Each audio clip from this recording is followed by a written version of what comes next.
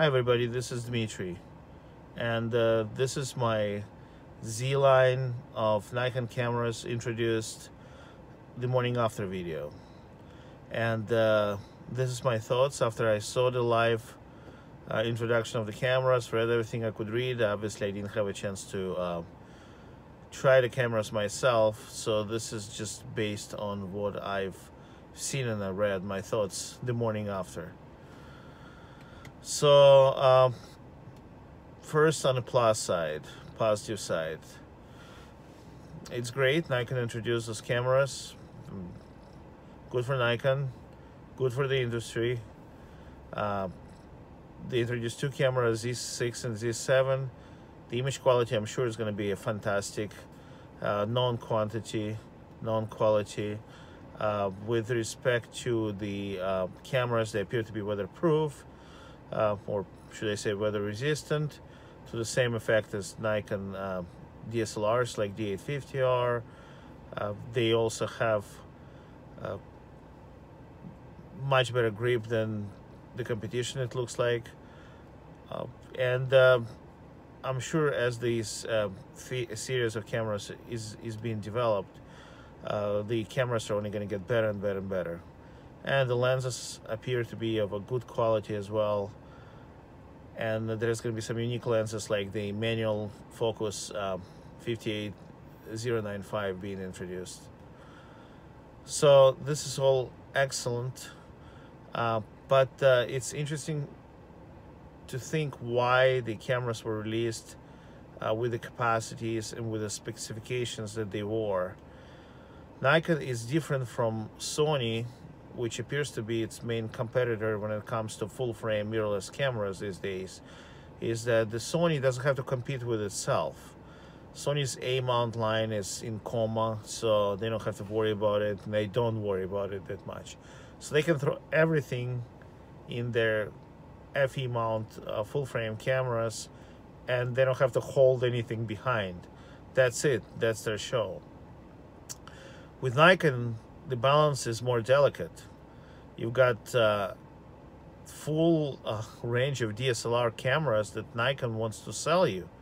So they have to make sure that those mirrorless cameras don't really take from those sales of DSLR F-mount cameras and lenses. And you know, that's a delicate balance. And frankly, when I read everything I read and I saw everything I saw about Z7, I think Z7 highlights how great D850 is.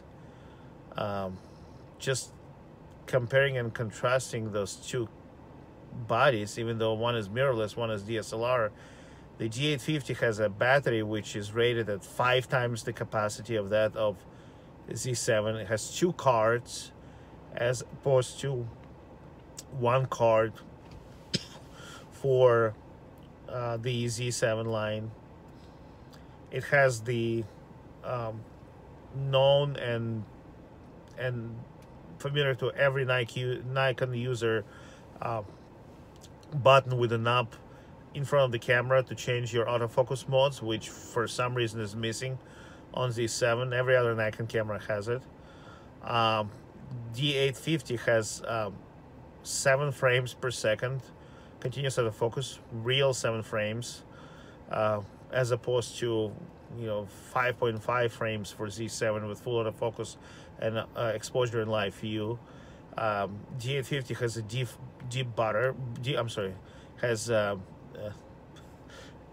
D850 has a buffer which is significant, as opposed to Z7's 18 14-bit RAW files or 23 12-bit RAW file buffer.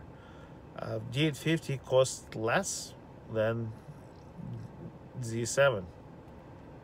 Oh, D850 also has a sync speed of 1 to 50th of a second as opposed to 1 to 100th of Z7. And D850 comes with a full line of F-mount lenses, and which includes, among other things, excellent and sharp 35-1.8 G, 51AG, 85-1AG, which you can buy today, and they're fraction of the whatever the prices will be for the Z line lenses. 550 millimeters for $600 and 35 for even more. It appears that the prices for Z mount lenses are twice of what they are for the regular F mount lenses. Yeah, they're probably going to be better lenses, but the F mount 1.8 G lenses are excellent lenses, very high regarded, and they're cheaper and they're there already, and you have a D850, which is an excellent body for it. So what I'm saying is that the Z7 actually points to how great D850 is. Oh, I forgot to also mention that D850 autofocus system goes down to EV-4 with any lens, and with Z7 you have to use its EV-3 if your lens is f2 or brighter. So D850 appears to be a great model if you look at Z7 specs. In fact, if I was to decide whether to buy D850 versus Z7 today, between those two cameras, to me it's clear that D850 it's just a better choice. But this is just me. You may think differently. Z7 is a mirrorless camera, in-body image stabilization.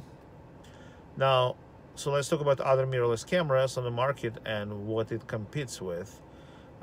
So the obvious